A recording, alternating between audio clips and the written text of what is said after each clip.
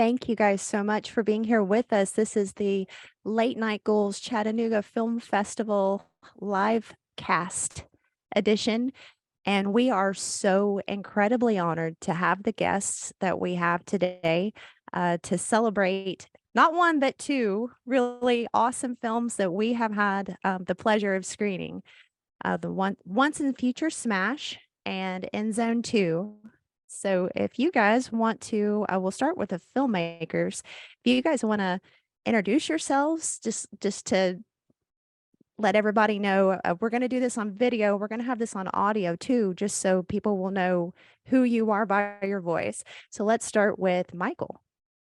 I am Michael J. Epstein. I am one of the directors along with Sophia and producers along with Sophia and Neil. And I wrote the screenplay for Once and Future Smash. And then End Zone 2 is complicated. So I was involved in it in many complicated ways, but we'll leave it at that. Awesome. All right. And can we go with Sophia? Hello, I'm Sophia Cassiola, director and cinematographer. But yeah, that's me. In a nutshell, short and sweet. And Neil? Nasty Neil Jones, producer on Once a Future Smash, and also Backwoods Bob and End Zone 2. Awesome. Bill? Bill Whedon. I'm playing William Mouth in Once a Future Smash. Awesome. And Michael? I'm Michael St. Michaels, and I'm Mikey Smash. You real need no star. introduction whatsoever. And I am Pretty Hate Machine, also known as Liz, and Crazy Sexy Ghoul, my cohort, is with me. Say hello, Crazy Sexy Ghoul. Hey, everybody. So we want to know from you guys. We'll start with Michael and Sophia. How did Once and Future Smash come about? Like, was this you wrote that film and then you came back and created End Zone 2, or like how did it go? What was the process? All right, I'll take this one, I guess. It started out really with a conversation with Neil. Sophia and I already were kind of fascinated by convention culture and by a lot of the people who had maybe been in a film or two in the 80s, but didn't really do anything after, maybe like retired, did other things in their lives, and then kind of came back and found that there was a really big fan base and audience for some of those films, especially kind of franchise films from the 80s or 70s even. And it became a sort of fascinating thing that people were going and, getting autographs from those people and so on.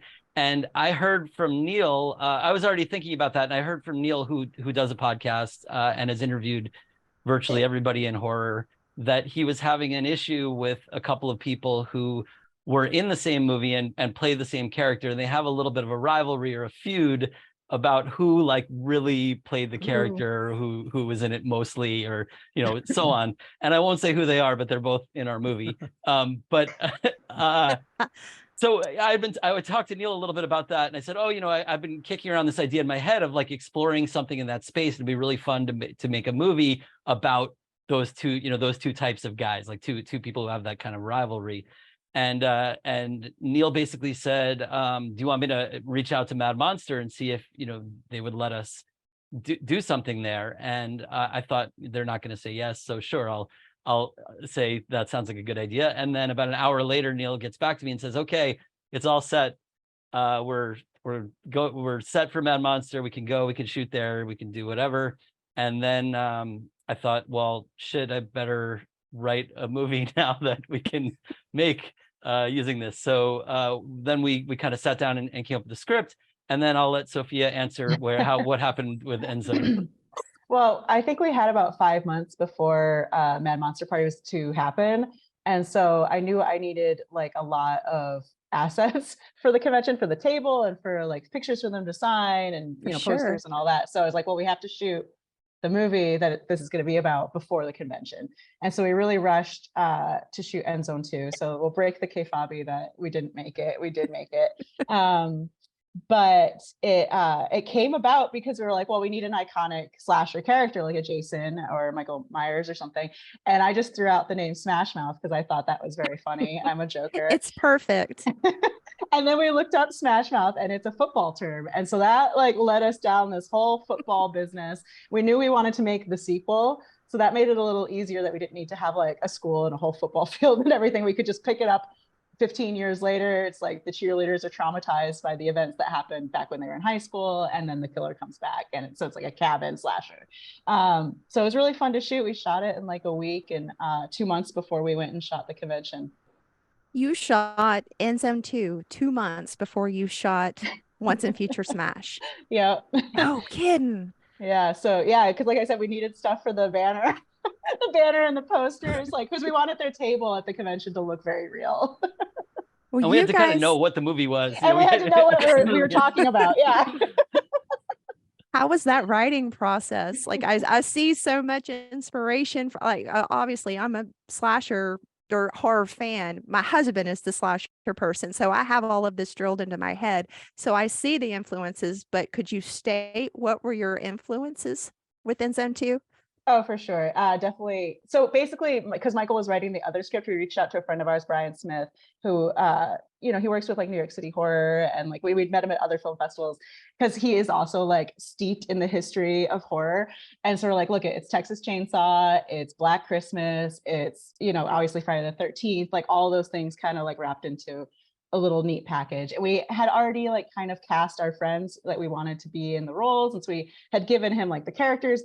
I booked the location. I'm like, this is the location. These are the characters, write something. And then Michael and I went back in and wrote in some more jokes and more references to things.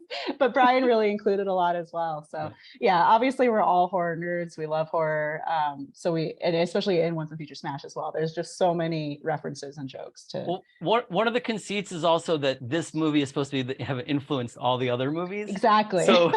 So we tried to steal as much as possible from other movies that we could then say stole from End Zone 2 was sort of the idea, like that. So there's a lot of actual specific moments of reference, and there's the joke about End Zone 1 being the Friday, basically the twist in Friday Which the 13th, I love. so on. Yeah.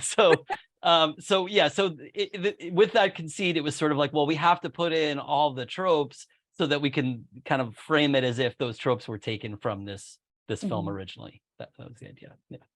How did you guys pull in? So I'm about to hit Bill and Michael hard, but I need to know, like, how did you pull all of these people in for Once and Future Smash? Like on this Christopher Guest level of actors, like you've got that on the con level of or horror level of actors. Like, how did that come about? How did you even, like, it was amazing to me when it kept going into interviews and I was like, no way. And then another person would pop up, no way, it's Mark Patton. And then our friend Uncle Lloyd pops up and we're like, Lloyd, like, how did y'all do that? That's a Neil question. No, basically used a lot of my favors from doing the podcast over the years. No, I was like friendly with a lot of people from doing the show. And so we kind of brainstormed a bunch of people that would fit in from the slasher genre. And someone like Lloyd Kaufman, not really in the slasher, but he's, everyone knows him. And I reached out to him to ask, and I really didn't think many people would be up for it because not only we didn't even have a script at the time. And like, they only had like their lines that they had to say. So it was very kind of confusing. And then they're also talking about their own movies and how they're influenced by a movie that doesn't really exist. But a lot of people really into the idea. And this whole experience it has made me feel good that these people trusted me. And I'm glad that the movie came out well and they liked it. They took a leap of faith with us for sure. Yeah. Yeah, that was like our biggest fear, is because they're not, I mean, I wouldn't say they're making fun of themselves, but there are jokes about their career, their work and everything. And asking them to do that, we told them always, we said, anything you're not comfortable with, of course, don't do it. Some of the surprising ones, like Victor Miller, to talk about, how he was influenced for Friday the 13th, especially, with the legal battles over the last couple of years. For sure. Well, you like the flow of convention culture is so spot on. And so like I know convention culture well. I'm head first in it. Sometimes for better, sometimes for worse, a lot of the time. And I know how those folks work, and I know a lot of those situations too. I'm very familiar with talent and how to abide by talent and certain things certain people want. You picked the best two actors for Smash and Mouth that you possibly could have picked. How did you guys get connected with Bill and Michael? Well, I'll say in that initial chat with Neil, this is before we had a script. Once Neil sort of secured Mad Monster and we talked about the idea, we're like, who are the two people? And the two people who came immediately to mind, I mean, it wasn't even a doubt about it, was Bill and Michael. And I had worked with Bill previously in another film, and we sort of, Neil sort of knew Michael personally, and I just knew Michael through his work. But it was like, these are the two guys who have to be these characters. And I reached out to Bill, and I think Neil reached out to Michael, and they foolishly said yes. And we at that point, again, it just had a concept. So it's like, we don't have a script, we don't have anything, we just have this concept. And then we kind of wrote the script around specifically them in these roles. So, but yeah, we were very, very lucky, because I can't imagine I don't know who else we would have even gone to after that. Yeah. Yeah, right away though, it all came together once we got the festival down, and then we got the two leads that we talked about, and it's like, well, yeah, I guess this is gonna happen now. Yeah, guess we better make a movie. Yeah. Just Like, real from a quick, too, the first psychological- time when we went to meet Michael St. Michael, Michael Epstein, I had mentioned, I think it's funny that they're different in height, Bill and Michael, and Michael Epstein thought that Michael and Bill were actually the same height, and I was like, no, Michael's much taller, and which actually works for the movie. I think it's even funnier that way. When you're making a movie based on wanting to make a mockumentary, does it change the way that you think about making films in the future? Like, that's a very meta involvement in your own film to think, what would it be like to make a mockumentary about my own film that I'm going to make based on that? That's a great question. I don't know if Sophia wants to say anything, but I'll say one quick thing. We really, really wanted End Zone 2 to be as authentically presented as possible for what that is, for that type of movie from that era. And we had the choice between, like, do you do it kind of tongue-in-cheek and jokey, which is one kind of road to go down, but we were like, no, we want this to be like as dedicated to what that film would look, a regional film from 1970 that might be influential would look like. And when we talked to the actors, we're like, look, this is not, don't think like you're in a schlocky B movie. Like, this is like, you're acting in the film of your career. This is the greatest opportunity you've had. And we sent them like Robert Altman films, and like, we sent them Black Christmas, which I think has great acting in it as well. But we sent them like really serious, like early 70s kind of naturalistic acting, and said, this is kind of what we're going for. We want you to do everything. Think about the emotions of this. And it's basically like a drama in a way, with some slasher elements. And that was important to us. So anyway, sorry, Sophia might have some things to add about. No, I was very intent on making it a movie I would like to discover. So it's like, I want to make it a good movie that can stand on its own, aside from the mockumentary. Yeah. It's really beautiful. Like, watching it stand on its own, I not knowing any context, it was actually just really cool shots, and it was a lot of fun to watch. Okay. Which one did you watch first? I'm curious. I watched I watched End Zone 2 first. Same. I felt like if I didn't, I wouldn't have a full grasp of what I was about to step into. Mm-hmm. So I wanted to watch End Zone 2 first, and then I immediately followed it. We both did, immediately followed it with Once and Future Smash. And it was a rod. We usually tell people to do the opposite. Yeah, Really? yeah, all the screenings we. But there's no right or wrong. There's no right or wrong. I like I was curious. Yeah. Yeah. So when you're going through this process and you've got these two actors in mind, they come in, you've got all of this laid out. Like it is mind-blowing to me how everything everything was flowing through the film. I could tell, like, I knew from from con culture and being, like I said, headfirst in con culture, I knew some of the people that you were talking to that were from the convention. Like, how were you guys there and like coaching these people? Were you like, this is how you got to say it? This is, you need to deliver it this way? Or were they giving you that? Were they like, that was wild to me that they were on par with delivering the comedy aspects of their lines. I don't want to talk all the time, so Sophia, interrupt if you. I mean, we were directing them. I mean, it was all scripted, and we were directing them. But everybody, So it was all scripted. It was all scripted. Yeah, the Okay. whole movie is scripted. Yeah, even though it feels, the goal is to make it feel unscripted, but it was scripted. So almost the only scene that was not scripted, and we can talk about this later, is the costume contest, because we didn't know about that in advance. That was totally spontaneous and a little bit insane. But everything else was scripted. So yeah, we sort of tried to direct them as much as we could through it. We were very rushed in shooting, so it's not like we running around casting from people that were just around, because we had 3 days to shoot at the convention basically, and we had like 50 pages to get through with Michael and Bill. And so then you just shot the convention extras. days and that was it? Yeah, we tried to start before the convention really got going for the day, so we'd start at like 9 or 10 or something, and then I just kind of rushed through it. We shot 3 cameras always on the table, and and Neil and some other friends were like helping cast extras and people to come up, and the clowns was a whole fiasco, like casting the clowns to come through.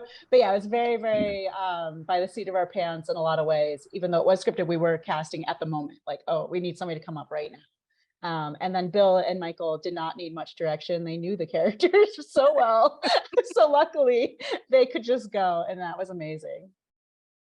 Bill and Michael, do you guys have any experience in the, because I know you do with fans, like in public, but like in the con circuit and people like that are persistent and need to, here, I need you to sign my baby.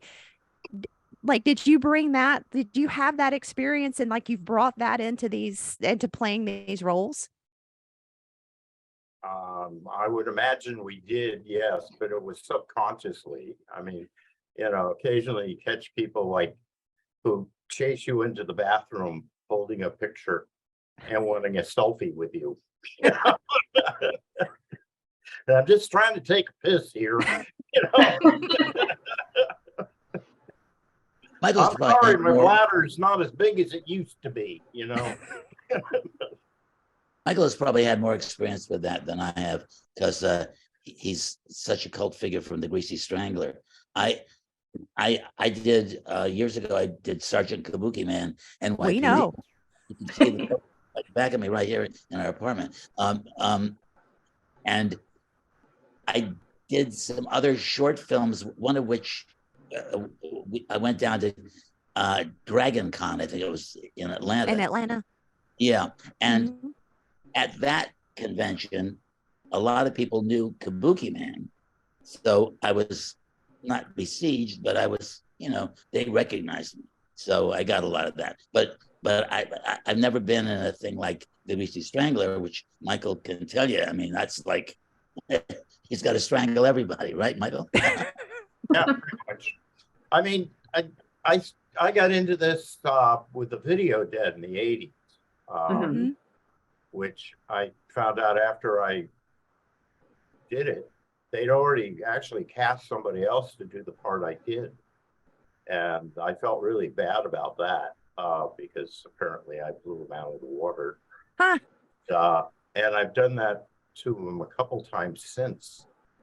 And we are working together on something this summer. Well, he shot most of his scenes, but I'm going to Iowa to shoot a thing called The Fawn, which he's in also. But it's really it's a weird business. I'm really thankful for the Greasy Strangler though, because I don't have to audition anymore, or I haven't had to, because I've never was any good at that for some reason. I mean, I got lucky. Yeah, I haven't auditioned for anything for a long time. People are coming to me, which is like such a gift. Yeah, it is, isn't As, it? as for shooting Once and Future Smash, it was actually it was easy enough because Michael and Sophia are really great. They're not these people that say do anything. They're very disciplined, but they let us be ourselves, which is basically the way the characters were written. I think they knew our basic personalities and they sort of fit the characters. If you see them, I don't want to blow too much with the movie, but if you see it, you'll see that they pretty much fit our off-screen personas, whatever they are. The guy that's not here, AJ Cutler, is also just like an amazing part of the movie. Big time. He couldn't be here. I take it because it feels like he should be because he's our assistant in the movie, and he's actually in both movies, and he's great. So And what a great backstory for his character too. It's just ridiculous. Yeah. I know. I think he should be shot because I read a review that said he stole every scene he was in. And I really can't tolerate that kind of crap. Ever since you read it, I think you bring it up every time we talk. That's actually a wild exaggeration, but he's very, very, very good. And without this performance, I don't think ours would work as well by a long shot. We needed him to be a fulcrum sort of for us. Oh, one thing I do want to add, which I think is really cute. One of the I don't presume to say that Victor Miller is in the movie because of me, but I think it helped that he and I were college classmates. And there's and there's a little Easter egg in the movie where Victor says about my character. He keeps telling me we were in the same college. I don't remember that at all. That's a deep reference, but yeah. Neil knew Victor as well, and then I think having Bill be the lead, he was definitely more interested in doing for it. So many decades, I don't even want to tell you how long ago it was. I've known Victor. Don't do the math. Don't do the math. Yeah. But to talk about AJ also just for 1 second, because I think it was an important part. We met him on a different set where we were working on Crew, and we immediately just loved him. We thought he was very charismatic, a great guy, and he has one leg from an accident that happened to him when he was in high school, and so we said to him, because we're terrible people, we're like, once we got to know him, not the first day, we said, AJ, could we like chop off your leg in a movie, to take advantage of the fact that you have one leg? And he was totally like, yeah, that sounds awesome. I would love to do it. And so that was not kind the of other leg, the one, not the other leg, the leg that's already, yeah. So that's what kind of started with it. And then we thought like, well, AJ actually doesn't have a lot of acting experience. He's done some comedy stuff and everything, but he's not like he wasn't really doing acting that much. But we're like, he's so charismatic and he's so good, and maybe we'll have to direct him a lot, but we're really relying on him to carry big elements of 2 full movies here. So it was kind of risky, but we're like, okay, we'll work with him and we'll make it work. And we really, he prepared well, and he's just such a natural that we really barely had to do anything with him. I mean, he was just amazing as is. And he really is, I mean, as those guys said, he's really the audience proxy character in Once and Future Smash, and we made an active choice not to have these 2 guys be interviewed directly to camera. So, a lot of docs like this or a mockumentary like this, you might have them talk directly to camera about their experience, like, I'm doing this, or this is what I think. But we thought it's better to just leave it kind of like fly on the wall with them, and then have AJ be the proxy for kind of relaying the story of what's going on and kind of breaking that. It also made it easier because we could shoot with AJ outside of the convention for some of the things. And so just breaking those things apart is a logistical gain as well. But yeah, we're really, really proud of the work that AJ did. And it was, we didn't know what we were going to get ultimately, but he was amazing. And we love working with him. We work with him regularly still as Crew and such. And great. And he's also one of the nicest people I've ever met. He's a great guy. The weird thing is, I went through most of the movie, never knew he had one leg. Oh, wow. He handled it so effortlessly that I just never knew it. It was like, what? This guy's like, what? It's like weird. Watching But- Once in Future Smash, I was not aware at the time that it was fully scripted. I wasn't sure if it was ad-libbed, but most of those people delivered their lines super organically to the point where they just sounded conversational. Was there anybody that was hard to coach to be like a caricature of themselves? Not really. Yeah. You wanna We were when we did the interviews, like we thought it was gonna be more like not as natural as it was, and then we did a bunch of them on the same day, and everybody was just selling it so hard, and I was like, I was blown away, because then I was like, oh man, this movie is more serious than I thought, you know. So we just got really lucky that they're just all such great actors. And we left flexibility. We did tell them, look, we were like, look, the line is written this way, Yeah. but say it how it feels natural to you, and as long as the actual content is there, it's okay. And it's okay if you want to. They were like, oh, can I add a little bit here and there? And I'm like, sure, that's no problem. So they would occasionally add like a tag onto a thing, or add a sentence to a thing, or make adjustments that made it fit with something that they connected with. And we're totally open to that. With actors in general, we're always totally open to that, because we want it to be, we're just, we give them the kind of the blueprint, and then whatever makes it work for them, that's what we want them to do. Yeah. Definitely, I remember Adam Marcus was adding like little things, like talking about what's canon in Friday the 13th.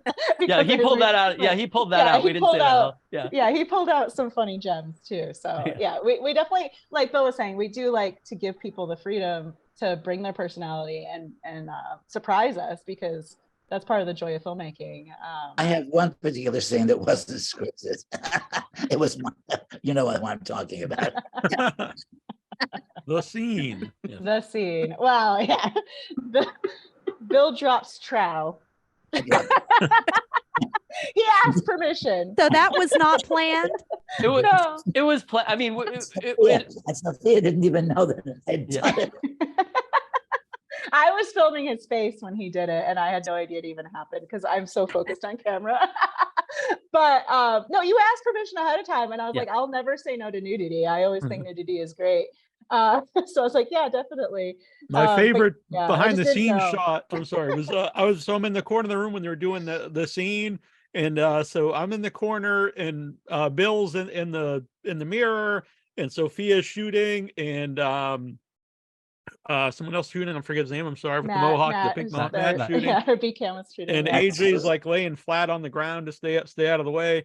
And so I took a shot, and they actually are missing the money shot, I guess, for better lack of a better word term. And it's a very funny photo.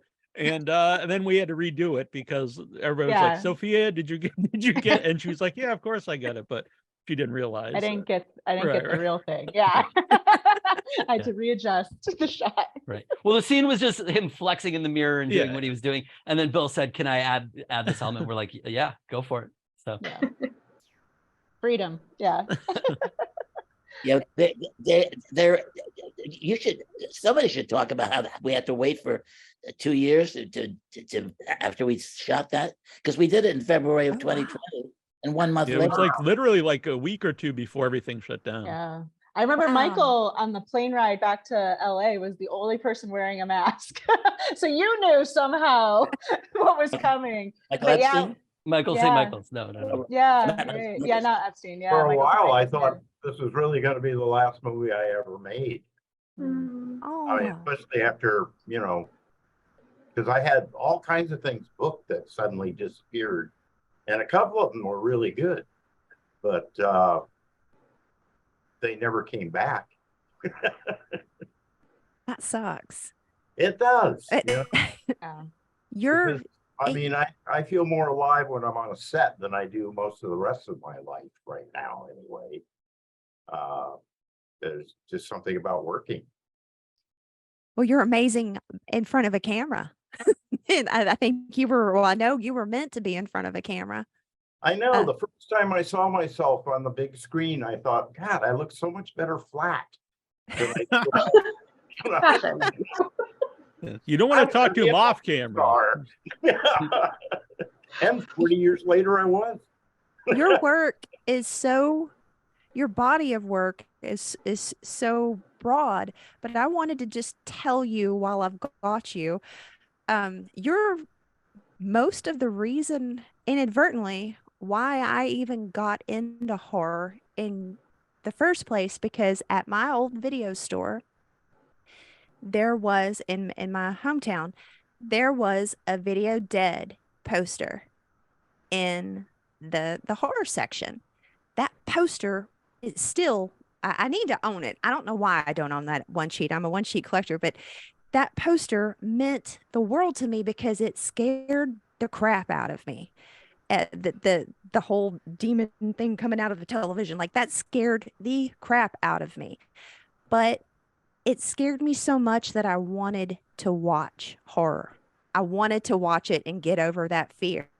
And so you're inadvertently a part of that. And I appreciate you. I appreciate you for all of your work, not just the Greasy Strangler, although I do greatly, we both greatly appreciate the Greasy Strangler. But I appreciate you for the work, and you too, Bill, because you don't pigeonhole yourself. You guys do all kinds of stuff. Bill, your work with Kansas Bowling, that she's amazing. You're like just the work with Choma, like, oh my God. And that means so much to fans like us, because that's our life too, because that's what gets us through a bad day. That's what gets us through our lives, is your art. What was the poster that you saw Michael in that store? What is Oh, that it's thing? just the Video Dead poster for the film. The movie. And so I had to watch the movie. This I is had the to Greasy watch it. Strangler. Video was- Dead. No, the Video Video Dead. Dead. It's an Oh, 80s movie. If you get me your information, I'll leave you my one sheet of that in my will to you. Thank you so much. We will take you up on that. We will. Hopefully you won't We'll receive split it it. for many decades. Yeah. I to come. know, yeah. Hopefully Very 20, true. 30 years. We're getting closer. Oh, no. I need to work more. Yeah. Gotta see that poster. It's amazing. It's my favorite. I like I said, I don't know why I don't own that. That's one that I don't own that I should, but it's the coolest one sheet for any horror film ever. And just being a little kid and coming into the horror section, and that thing just staring straight at you and just being like, wow, that scares me, but it also fascinates me, comes. you know? Oh, he's got it. He's got I it. love that it's just coming from a blur. Yeah, I love it. Oh, it's It got the almost. title. Oh, no. It looks Almost great. there. There it is. It's coming out. out of It's focus, but it's scary as good. hell. Yeah. I'm still in Glitter out with of focus. the title. That's It's so being cool. censored so they don't scare you. It is censored. When everybody talks together, that's the thing about Zoom. When everybody talks at once, nobody gets hurt. Yeah. What's the title of the movie? I still haven't got it. Oh, the Video Dead. The Video Dead. Okay, I Mhm. have to look at it. Yeah, right, I will do It's that. great. It is a great film. Yeah, I'm still trying to find them because I own part of that movie. And ever since Avco Embassy went bankrupt, I haven't received any money. Oh my gosh. I finally tracked it down to MGM owning it. And then when I got a lawyer to write a letter, they wrote back saying, oh, he sold that. So I don't know who has it now. So I'm back to square one. Hmm.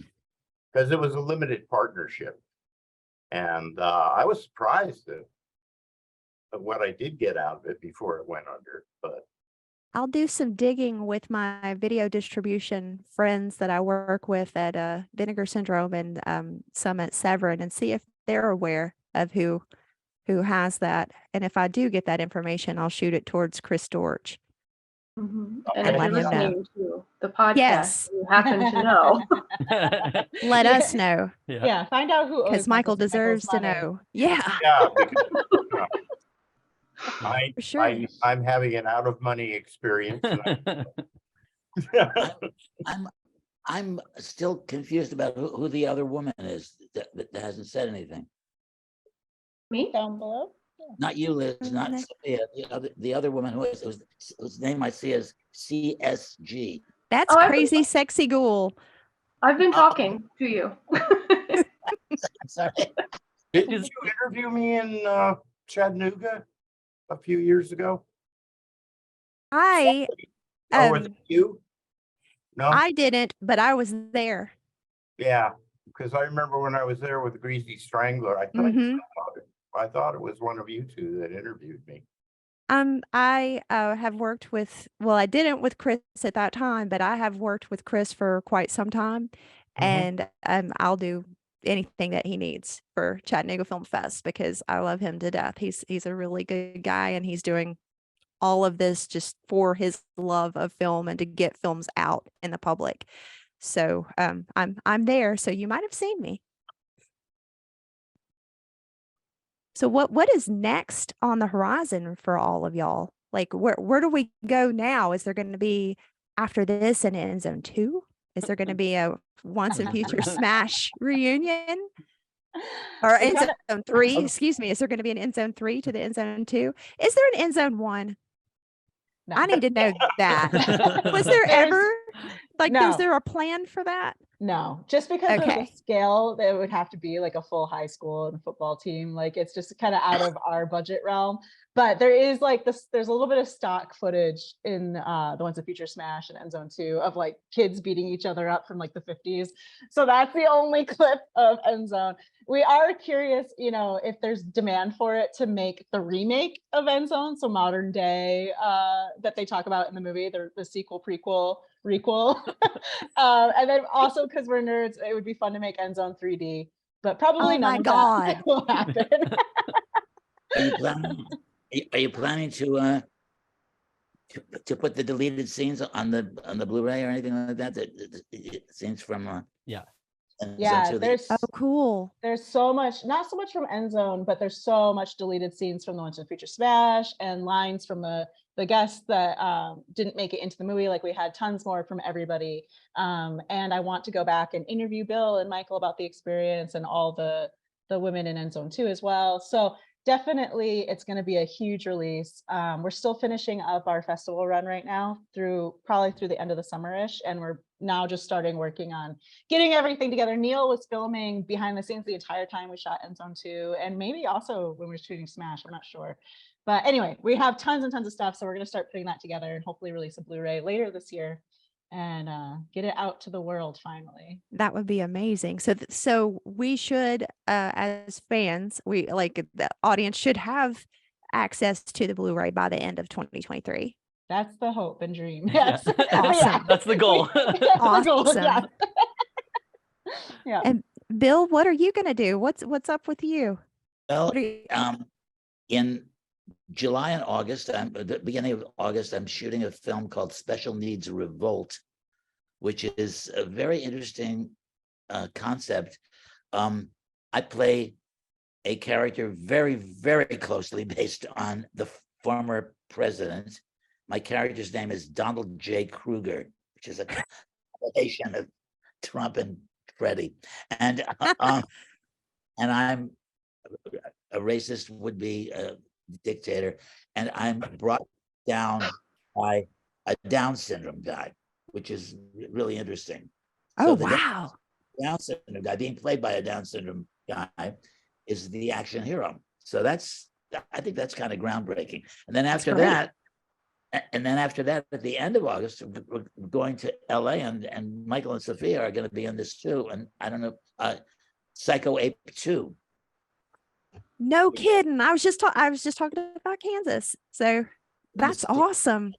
Psycho 2, and I'm doing it in Kansas. Kansas Bowling is doing it, and the ape will get the ape. We've got a lot of victims. Like I Michael and Sophia. think the absolute world of her. That She's great. is wonderful news. She's great, and she's a great person. I love being with her. She's funny and she's cute and all that stuff. She's brilliant too. I mean, like she's on it. I love listening to her talk. I'm sorry? I love listening to her talk too, because I mean, she's on it. She knows her stuff. She's so young and she knows her stuff. She's a director too, you know, she makes her own movies. So I saw one recently called Cuddly Toys. That's a new movie that she's got. She's very good. And so we're doing Psycho Ape 2. And then later I'm doing a movie called The Cult of Frankenstein, where I'm Okay. playing the great-great-grandson of the original Frankenstein. My name is Percy. We decided that my name Percy came from the fact that Mary Shelley, who wrote Frankenstein, was married to Percy Bysshe Shelley. So somehow I got the name Percy somewhere in there. So that's I can't wait. That's going to be awesome. Michael, what are you up to? Well, I have Fawn in the future. They've been shooting that or scenes for that for a few years. Patty Mullen and I may be in a lawsuit with the guy who made 2 films that we're in. She was Frankenhooker, but I don't know how that's working out right now. This guy was out raising more money, and I thought it was for promotion, but apparently he was raising money just for himself, and it's weird. But there's 2 films, one that I star in, and with Patty, and another one where, well, I don't know. I was in a music video that was cut out of the thing. I just have one scene in that film, but the music video was in the top 10 in Russia before the war, and I haven't heard anything about it since then, because it was by a punk band called the Shanies. They're a Russian punk band that toured here for a while. Probably getting blown up now, but who knows? And you know, I'm just hoping for more work. I know that I did an interview for somebody who's doing an interview of horror films of the 80s, and they did a thing on the Video Dead, and I did a couple other, well, I did one other thing with Mike and Sophie that I really liked the part I was in, although I still think they sort of CGI'd a younger me as the younger me. But you know, when they get the money, I'm sure they will. We'll get into de-aging. Yeah. That project is called Fat Fleshy Fingers, and it's an anthology film. And Michael plays a character in our segment, which is called The King of Carrot Flowers, after the Michio Makoto song. But yeah, he's brilliant in it. It opens the anthology.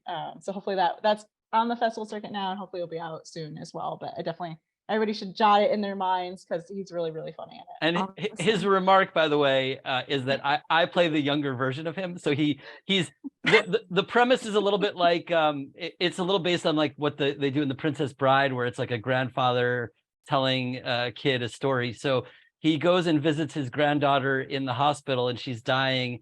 And she says, "How did you meet grandma?" And it turns out that he was a tomb raider in the past, and the grandma was a mummy.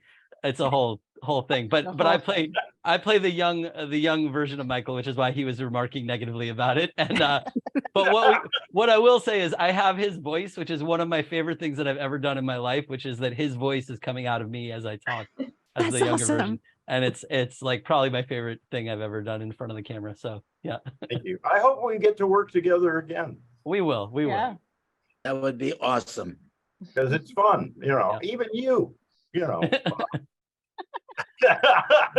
Bill and Michael have a bit of a real life rivalry now. I think they couldn't leave their characters behind. I don't know. I think we got it by playing those parts or Yeah. something. Yeah, really. Yeah, we could be the next Mutt and Jeff. Totally that too. Well, we'll go ahead, and we're right at the mark, the 45, or actually we've gone over. So apologize for that, Chattanooga Film Festival. But I am so honored to have all of you on our live cast for Chattanooga Film Fest. We love the movies. We cannot wait to see what comes next from all of you. But Sophia and Michael, you guys are an amazing team. We can tell, and it comes through in your film work. And Michael and Bill, you guys are royalty to us. I can't say enough good about both of you. Neil, I don't know how you produced this the way that you have and how you made this flow at Mad Monster Party.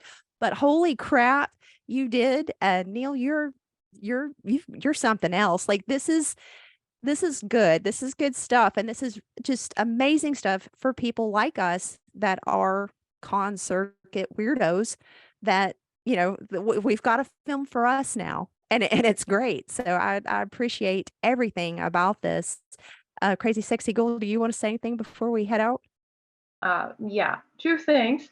One thing for our listeners that hear this is audio only. I'm disappointed they can't see Michael's amazing jade bolo tie that I'm jealous of. That's really cool.